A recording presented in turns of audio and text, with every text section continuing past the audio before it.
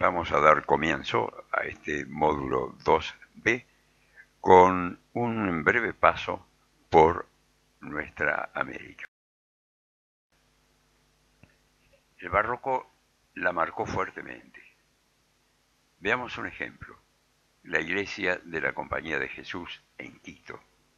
La fachada del Templo Mayor, labrada totalmente en piedra volcánica, está considerada como una de las más importantes expresiones de la arquitectura barroca en el continente americano y en el mundo. Entre 1605 y 1614, el sacerdote italiano Nicolás Durán Mastrilli recibe los planos de la iglesia llegados desde Roma y comienza a ejecutarlos con la ayuda del arquitecto vasco Martín de Aspitarte, bajo la dirección de obra del jesuita Gil de Madrigal, español por supuesto.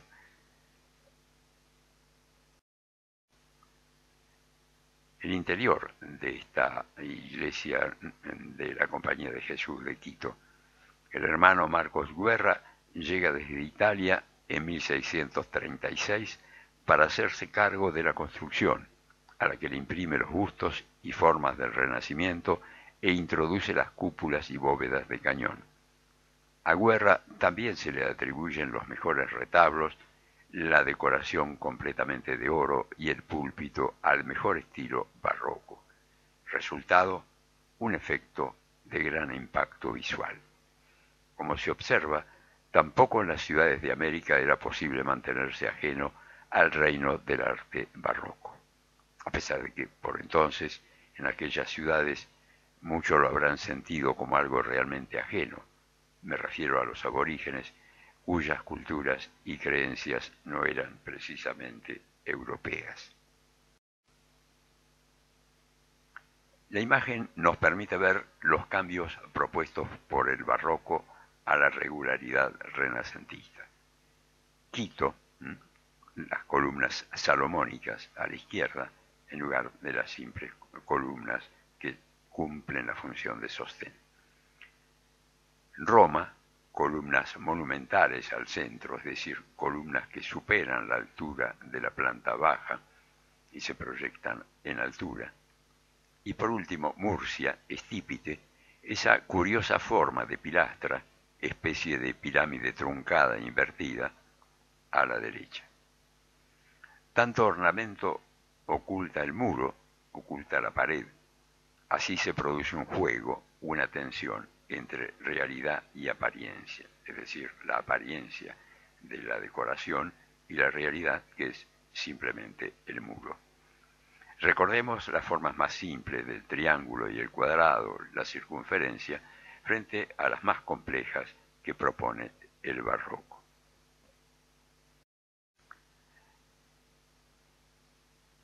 Nos desplazamos a las ricas ciudades del norte de Europa, donde aparecerá en forma más contundente la ciudad como presencia de la cultura burguesa. Allí se deja sentir la influencia protestante posterior a la Reforma y, consecuentemente, la ausencia de imágenes devotas en las iglesias. La ciudad se hace paisaje, con su arquitectura, con sus habitantes y sus actividades. Jan van der Heyden fue un pintor barroco, dibujante, grabador e inventor neerlandés, pintor de paisajes, vistas urbanas, bodegones e interiores. Estos últimos, por ejemplo, la plaza del ayuntamiento que aquí vemos, ilustran acerca de la actividad de la vida cotidiana en las ciudades. Gerrit Bergheyden, otro pintor barroco neerlandés que da cuenta del interés por la arquitectura, paisajes urbanos y actividades ciudadanas. Aquí, Haarlem, la plaza del mercado. Como se observa, la pintura de los Países Bajos responderá a las demandas e interés de la burguesía que reclamaba ahora obras de arte en las que se reconocieran estos espacios urbanos. Sin duda, Johannes Vermeer es considerado uno de los pintores más importantes de la Edad de Oro de la pintura holandesa. Especialista en escenas interiores cotidianas de la vida doméstica burguesa, También realizó algunos paisajes urbanos excepcionales. En esta vista de la ciudad de Delft se aprecia el interés por la ciudad como paisaje, por los pequeños detalles y las costumbres de la vida burguesa. En la pintura se distinguen tres zonas: la orilla del canal, el canal y el conjunto urbano, que contribuyen con esa distribución por planos a darnos la característica perspectiva aérea barroca. Es de notar también la pequeñez con que se presenta a las personas. ¿Qué lugar les reserva el universo ahora que la Tierra ya no es sino un planeta más del sistema heliocéntrico? Algo que también se manifiesta en esta vista de una calle de Delft, también de Vermeer, el puesto del ser humano en la ciudad, en el mundo. Por otra parte, como muestra la imagen, el artista no atiende a la simetría como un valor dado ya en el clasicismo. No es así para buena parte del barroco. Nos proyectamos al siglo XVIII. Canaletto y su vista de la Piazza San Marco de Venecia. En las postrimerías del barroco, quizá es en la obra de los pintores venecianos donde la ciudad se ve magníficamente representada. La obra de Canaletto, acaso el más conocido de los pintores de vistas de Venecia, Canaletto, cuyo verdadero nombre era Giovanni Antonio Canal, fue famoso por sus paisajes urbanos de Venecia dentro del nuevo género de la así llamada veduta, esos paisajes tan requeridos en esos tiempos, con mucho por los viajeros ingleses.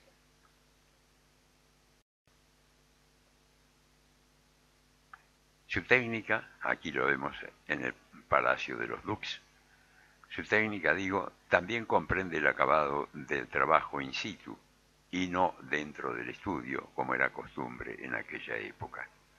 En varias de sus obras utiliza la cámara oscura para el encuadre de los paisajes.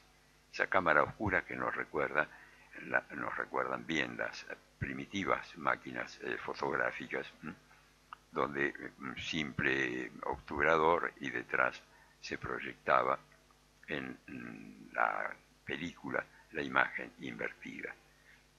Ese procedimiento surge del uso de la cámara oscura.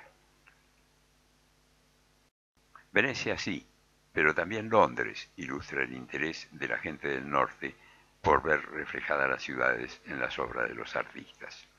Así Canaletto, que vendía sus cuadros venecianos a los viajeros ingleses, cuando se traslade a Londres, les ofrecerá esta vista de la Catedral de Westminster en su propia ciudad.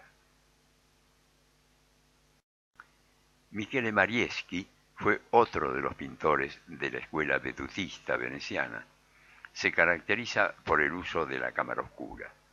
Sus panorámicas son dilatadas y emplea ricas mezclas de colores.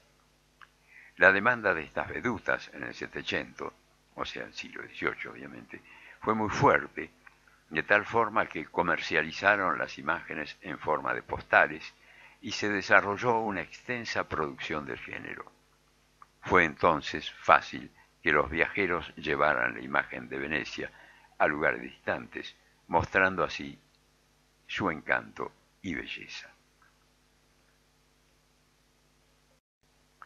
Por su parte, Bernardo Bellotto, discípulo y sobrino de Canaletto, nos ofrece esta magnífica perspectiva que en la actualidad se encuentra en el Museo de Historia del Arte de Viena.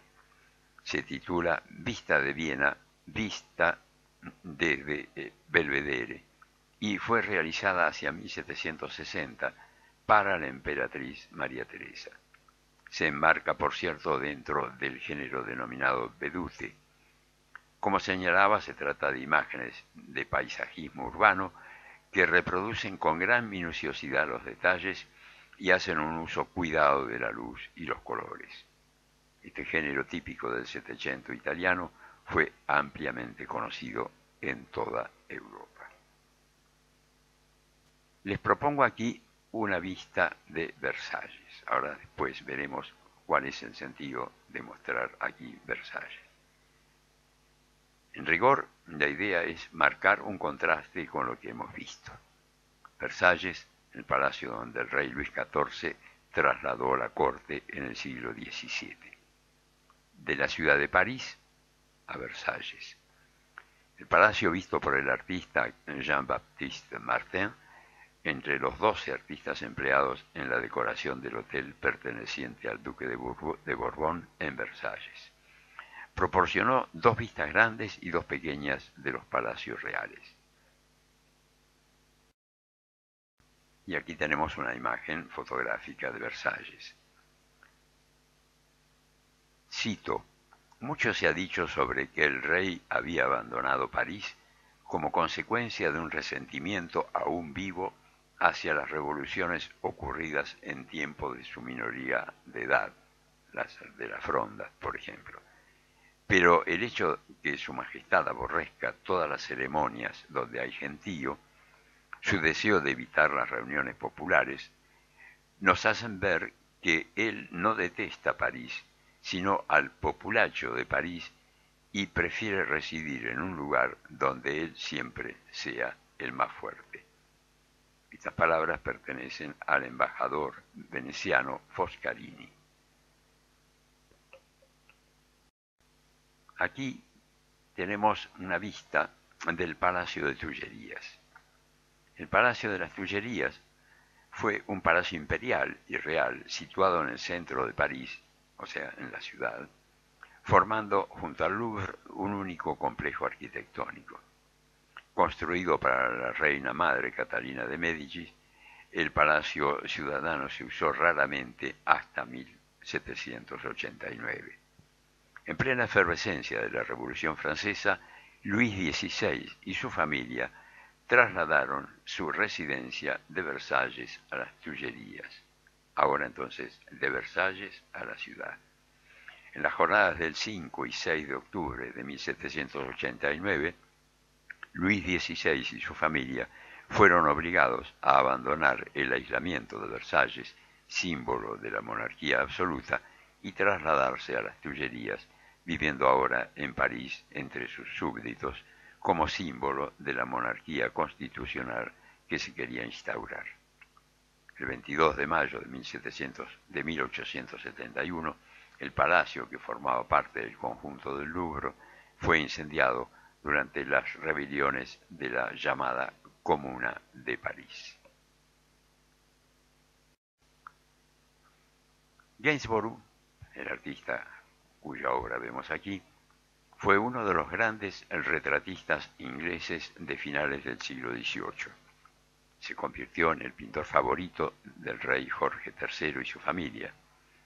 Este paisaje corresponde a la finca del señor Robert Andrews y su esposa, quien aparece con una escopeta bajo el brazo, mientras su mujer está sentada en un banco de madera de un estilo rococó muy ornamentado. La presencia del trigo sugiere que en ese momento es otoño y supone quizá una doble referencia a la fertilidad de la tierra y al señor Andrews como terrateniente. El hecho de que los personajes y la naturaleza tengan una importancia similar resultaba poco común, aunque este tipo de pinturas fue particularmente popular durante el siglo XVIII. Me importa poner de relieve que los retratados están viviendo entonces fuera del ámbito urbano. Aquí tenemos una vista del Palacio de Sanssouci. El palacio fue diseñado y construido por Georg Knobelsdorff entre 1745 y 1747 para satisfacer la necesidad del rey Federico de una residencia privada donde pudiera relajarse lejos de la pompa y ceremonias de la corte de Berlín. La imagen que vamos a ver a continuación muestra un viñedo en terrazas artificiales con el tramo central de escalones. Su estilo interior es rococó, mucho más íntimo y mucho más pequeño que su contraparte barroca francesa. Una mansión noble retirada de la ciudad. Como observamos el retiro de la vida urbana, una vida que más y más irá imponiendo su impronta en el siglo XVIII. Y nos trasladamos ahora a París, a través de esta pintura de Raguenet. París tomará a fines del siglo XVIII y principios del XIX un papel protagónico en el contexto político-cultural europeo. De ahí que no sea casual que su paisaje ciudadano adquiera relieve en las artes plásticas. En el siglo XVIII, París vive una notable explosión económica y cultural que se refleja en la especulación inmobiliaria y en la ampliación de la ciudad con la creación de nuevos barrios a la moda y en los que las nuevas fortunas construirán suntuosos palacetes. Aquí lo que vemos es un panorama con el Puente Nuevo como protagonista. Los Raguenet, padre e hijo, crearon un verdadero retrato de París con sus numerosas pinturas que representan edificios y paisajes de la ciudad. Aquí en esta otra vista de París desde el Puente Nuevo, con el Louvre a la izquierda y el antiguo Hotel de Conti, más tarde Hotel Mazarin, y por otra parte, por hotel, debemos aclarar, debemos entender un tipo de residencia señorial, palacete o mansión urbana habitada por un único propietario o familia.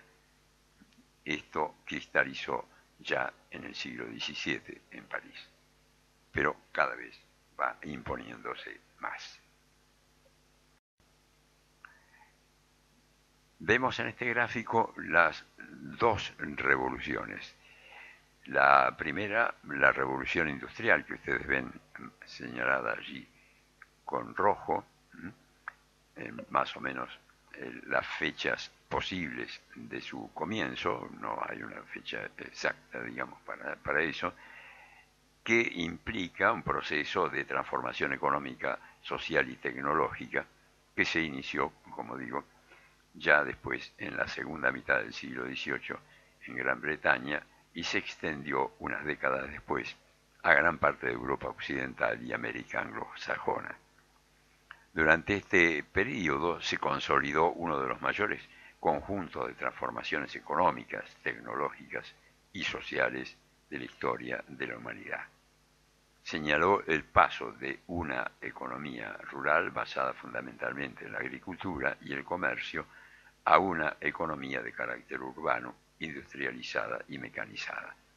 Verán ustedes también la allí señalada con caracteres amarillos, la Revolución Francesa de 1789, y a partir de allí una serie de movimientos artísticos hasta 1950.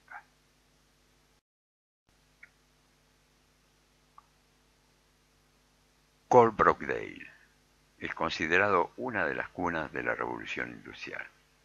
Aquí vemos en la pintura del artista de origen francés Loderbourg, que comenzó a realizar representaciones de paisajes industriales y además inició esta idea de dar a las nuevas plantas industriales un efecto grandiosamente siniestro que al mismo tiempo las demonizaba y al mismo tiempo, las romantizaba. Un doble aspecto frente a esta revolución industrial, ¿verdad? Esta región, es una región en la que el carbón tiene su presencia y su importancia para esta revolución. El carbón como fuente de energía y la invención de la máquina de vapor como aprovechamiento de esta energía. Allí tenemos una máquina de vapor de las que realizara James Watt. La máquina de vapor se aplica a los telares y esto significó el reemplazo de parte de la mano de obra humana, al mismo tiempo que un incremento de la producción industrial de telas. Y por otro lado, también la máquina de vapor aplicada a un vehículo, el ferrocarril, nuevo medio de transporte de personas y mercaderías, que ya a comienzos del siglo XIX tiene un gran desarrollo en varios países europeos. Pasamos ahora a la otra revolución, a la revolución política y social. La famosa toma de la Bastilla, que ustedes pueden ver en la imagen a la izquierda, tantas veces nombrada como si fuera un hecho sumamente relevante de la Revolución Francesa de 1789. Pero bastaría mencionar la Revolución de 1789 y sus consecuencias, la Declaración de los Derechos del Hombre y del Ciudadano en 1793 y la posterior coronación de Napoleón como emperador, para calibrar los cambios en la organización social y política de Francia y su repercusión en Europa. Un invento tremendo, violencia y muerte en esta revolución.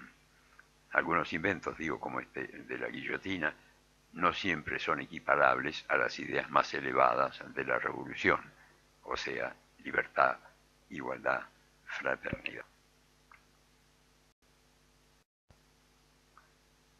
Louis Léopold Bouilly se hizo popular con sus retratos individuales y pinturas de multitud, de los cuales también el retrato colectivo de artistas, como aparecen aquí reunidos en el estudio del pintor Isabey, ofrece una combinación.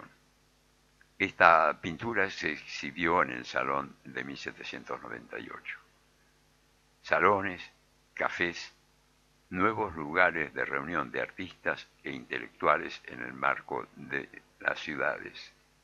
Reunión de intelectuales y de artistas, reitero, que marcará también, o será una muestra, de la efervescencia de las ideas producidas a través de estos cambios políticos y sociales.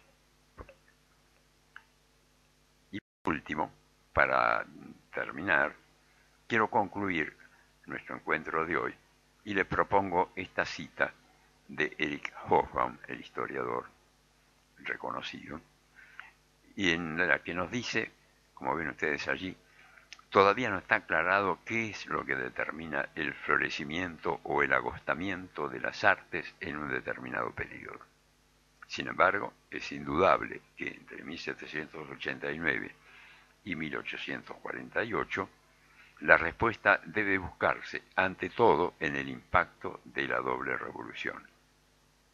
Se está refiriendo Hobsbawm, obviamente, a la Revolución Industrial y a la Revolución Francesa. Si una frase puede resumir las relaciones entre artista y sociedad en esta época, podemos decir que la Revolución Francesa lo inspiró con su ejemplo y la Revolución Industrial con su horror, mientras la sociedad burguesa surgida de ambas transformaba su existencia y sus modos de creación. Veremos entonces, de aquí en más, en otros módulos que seguirán a este módulo segundo, cómo se manifestó precisamente el horror de muchos artistas frente al hecho de la revolución, sobre todo industrial.